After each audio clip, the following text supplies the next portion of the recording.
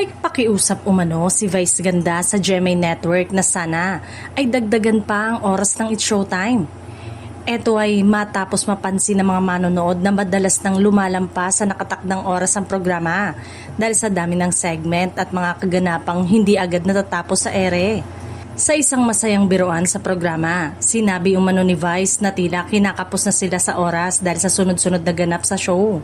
Marami kasi sa kanilang segment ang nagiging mas mahaba dahil sa mas nakakatuwang usapan, performances at mga emosyonal na kwento ng mga kalahok.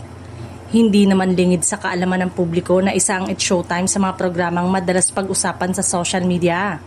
Halos araw-araw ay may eksenang nagva-viral.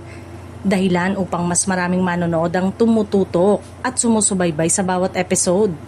Ayon sa ilang netizen, kung mabibigyan pa ng mas mahabang airtime ang programa ay mas mabibigyan pansin ng iba pang segment na minsan ay kinakailangang paikliin o ipagpaliban dahil sa kakulangan ng oras.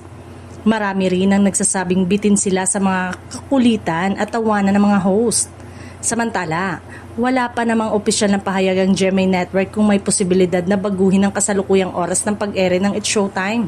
Gayunpaman, patuloy ang magandang pagtanggap ng publiko sa programa at nananatili itong isa sa mga pinakapinapanood na noontime show sa bansa.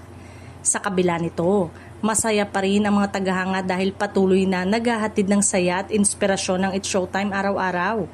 Para sa marami, ang pahayag ni Vice ay patunay lamang na marami pang nais ihatid ang programa sa kanilang loyal na audience kung mabibigyan sila ng mas mahabang oras sa ere.